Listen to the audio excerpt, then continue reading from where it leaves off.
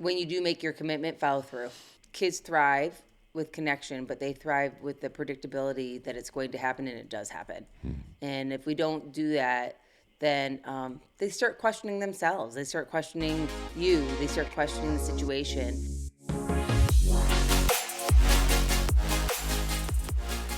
Hello, everyone. We are Greg and Jacquie Francis, and welcome to High Performance Parenting, where our passionate goal is to encourage you to raise champion children in a crazy world. Every week, we will bring you multiple episodes from our extensive experience of raising our six happy, healthy, successful, godly kids who are confidently equipped to win big in life. We deeply believe that any parent who is provided with the right knowledge and continual support can raise amazing kids. And when they do, all of our futures get better. If raising up future generations of absolute champions matters to you as much as it does to us, here's how you can contribute. Like and share this podcast with everyone you know. And together, let's embrace this journey of raising champion kids in a crazy world. Hey guys, welcome back. Excited to be in our podcasting studio. It's been a while since you've been here, babe. Oh, it hasn't been that long. It's been probably a couple years now. You're so dramatic. It's been like 3 episodes. Seems like 2 years. Okay.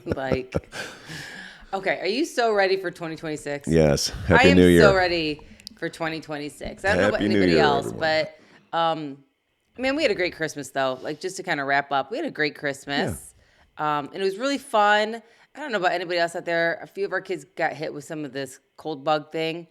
Praise God for teaching our kids how to have mental and emotional stability. Because in the midst of, a little something going around, I mean, it is what it is. I mean, whatever. We had kids still playing in basketball tournaments. Yep. Kids still on the keys for our praise and worship team for Christmas Eve. And we still had the best Christmas ever. So, I mean, it really takes emotional stability during this season to make sure you stay in it. I feel like it was kind of a Gen X week, where, yeah. Where like when we grew up, it's like, okay, I know you got a fever of 104. Go play outside. You know what I mean? Like, go outside. You're bugging me. And so our kids were in basketball tournaments. Like, I'm kind of cold. I'm like, well, but you have an obligation. The team needs you. So go play. You'll rest later. You're going to be fine. And they did it, and they sucked it up and they did it. And it is what it is. But I do think that, like, we talk about it a lot, how important it is to prepare before something happens. Yeah. And it'd be really silly of us to have not prepared our kids throughout the years and be like, when they're, telling us about their symptoms and stuff, to be like, suck it up. And they're like, what are you talking about? You've never made me do it before. Yeah. I'm going to go sit in the car. Yeah. And we'd be like, what just happened? Yeah. And also modeling it. Totally. You and I are, it's hard to teach kids this, even though we say it, but it's kind of like, hey, by the way, the world doesn't stop just because you don't feel well. No. Like responsibilities don't stop. Right. Stuff you have to do for, business doesn't stop. Or even in the household, mom's jobs don't stop. Stuff at the church doesn't stop. Like right. you can't just shut the world down. And so you have to learn how to just manage it and handle it. And so you say that to young kids and they kind of look at you like, okay, I don't know what that means, but then they get in these situations right. and now they have to go through it. And then it's a way to be like, okay, this is what we've been meaning, this is what it's been. And so, yeah, it's been pretty wild. But we're excited about 2026. Yeah. We did celebrate Drew's birthday too. So our son's birthday is on December 28th. Yeah. And so big 14-year-old now. Not ready. I'm not ready for it. He's officially taller than me and almost caught up with you. Yeah, he's pretty close. He is really, like, when his hair's too long, he's taller than Greg, I think. If that hair's out of control. Yeah, he's about the same as me now. Yeah. But we now have another. I know I can't find my shoes anywhere around the house, because like he's always slipping my stuff on to go do something outside or whatever. Outside for something. Yeah. I know. Hopefully he buys some really cool shoes and you can steal his in the future. That'd be good.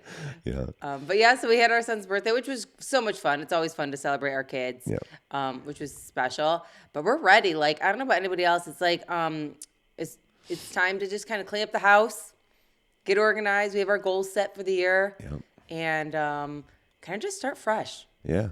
No, it's true. It's, in our family, as we've mentioned on some of our previous podcasts, we like to start planning for the next year, come around like mid-November through December. And it sounds like a long time, but it's taken us all of that, because we really do get super specific and with actionable items and, You have to build out, your accountability charts, and Yes. you have to have all the conversations with all the different family members we have. Yes. And so, here we are though. It's like I feel like we got it all in place, and now obviously it'll adjust some, but we have the meat of it. We have like 80% of it in place, and we have people like on board. And so now, you kind of like go into Christmas with all that excitement, then Christmas ends, and then we take, in our house, we take a week of still leaving Christmas stuff up. And then on New Year's Day or New Year's Day-ish, we take everything down.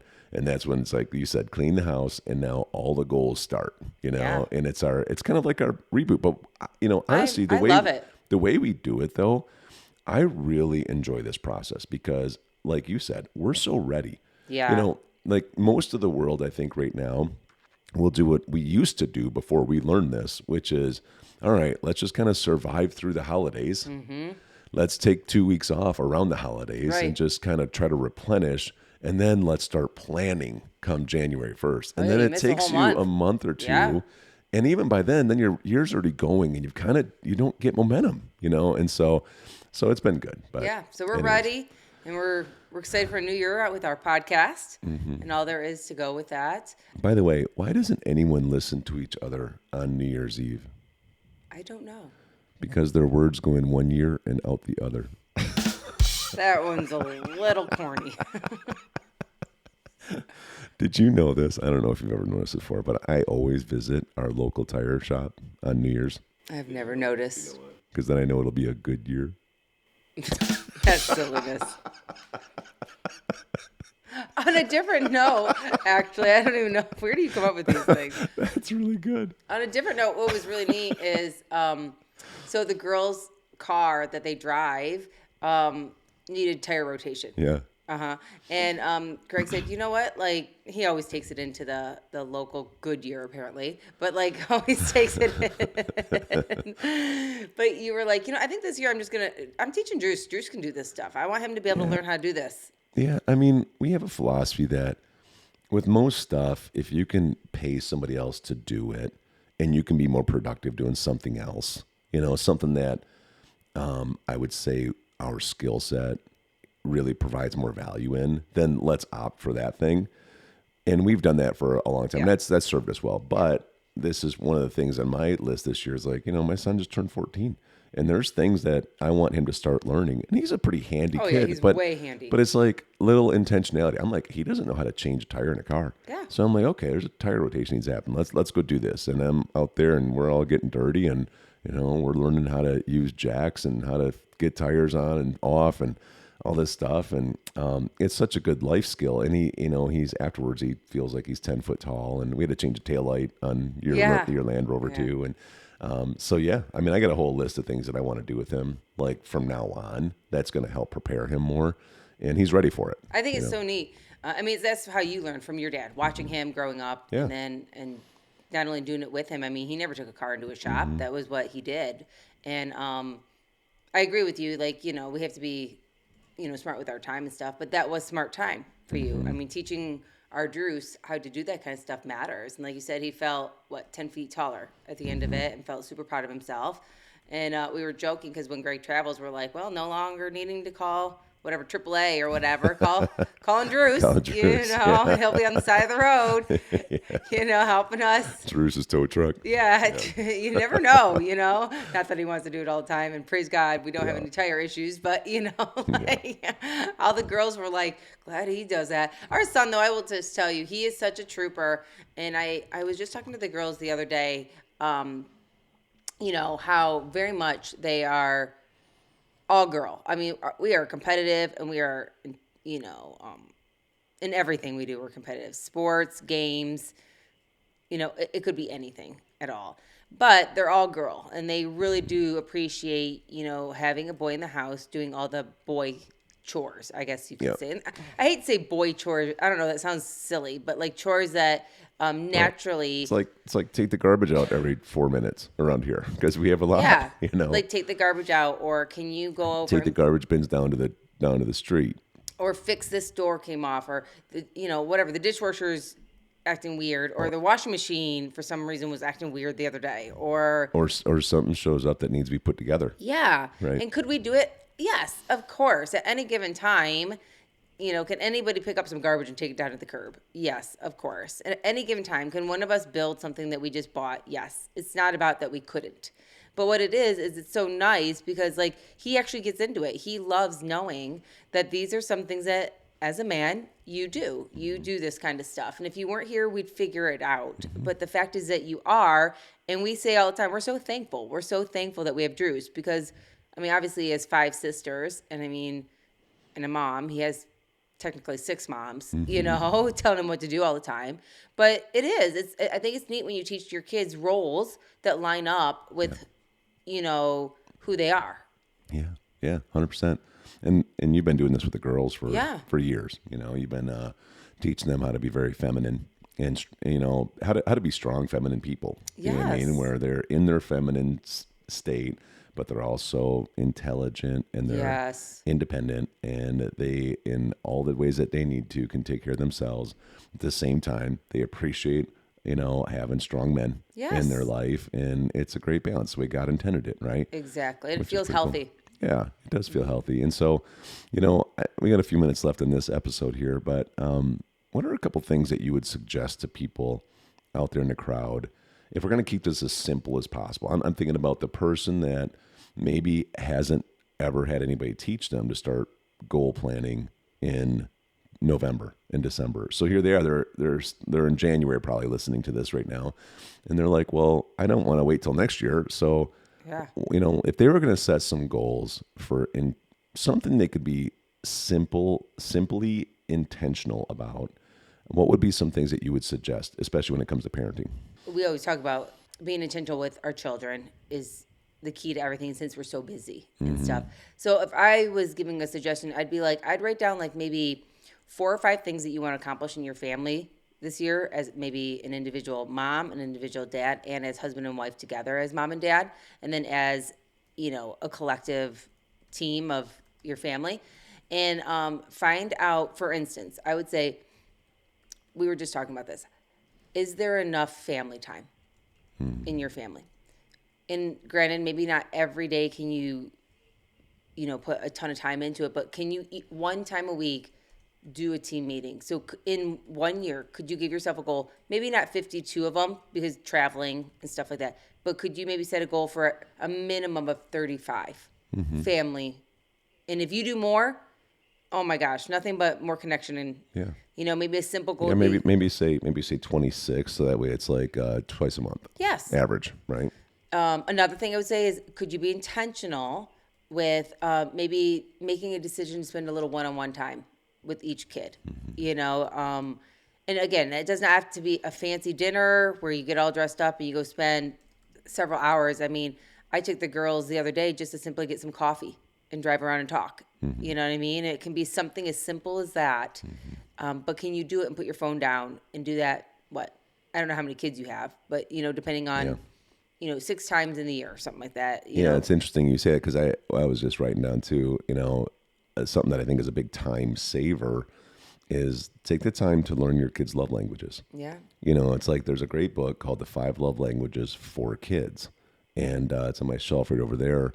And I remember us having these conversations with the kids and learning what their main love languages are. And then can you try to spend time can you try to do something in that love language, at least, throughout the year to a certain extent. Right. And I would say love languages and probably your key personality strengths and weaknesses. And then once you know them, keep them in front of you about each of your kids and then celebrate them, like encourage their uniqueness, instead of questioning why they are a certain way. Like this is a really important thing we do all the time, especially with having 6 kids, because they are so different. And it'd be really easy to compare one to the other, but they really are just built different. And they're always so appreciative when we will actually celebrate their uniqueness. Oh, yeah. Right. And so I think for any parents out there, if they even just, that's as simple as it gets, just take some time and learn this stuff. Keep a little note on your phone to remind you of what your kids' main love languages are, what their main personality strengths are and weaknesses. You can get a book called Wired That Way, which is really good. And then, like you said, can you do 2 family team meetings a month? It's just a dinner, right? It's just a dinner. Have some of your core values out. If you haven't had those, you can look on our site and you can actually find our, what do you call it? Our placemat. Our placemat, and you can download it and make it your own. And man, if you do that, you're going to have so much more connection by the end of this year that you wouldn't have without it. And so, I think that's great advice. Anything else? We got about a minute left. I just think, and again, when you do make your commitment, follow through. Kids thrive with connection, but they thrive with the predictability that it's going to happen, and it does happen. And if we don't do that, then they start questioning themselves. They start questioning you. They start questioning the situation. And so for me personally, I like to, make sure that if I say we're going to do something, we do it. And even if for some reason it has to switch because something came up unexpectedly, that it's in the calendar for when it's going to happen next, and if I can give one more little nugget here, you said family team meetings for dinner, and I think they're huge. Sometimes those team meetings might be like breakfast or lunch. Yeah. It could be a Saturday morning. It could be a Saturday afternoon. It could be Sunday after church. Do you know what I mean? Get creative because just because we say dinner, it's really just sitting around in a dinner situation or a lunch situation and slowing down enough to do that with the intention of asking the questions from our placemat and going over the placemat. I mean, if you're one of those families that say, well, we eat dinner together every night, but are the conversations around growing and changing and developing? Or are they just kind of, conversations that don't really move you forward, just simple connections. So if I could say that would be the last little nugget. Good stuff, honey. Yeah. Hey everyone, thanks for listening and thanks for your love and support. We hope that today's episode added tremendous value to you and your family.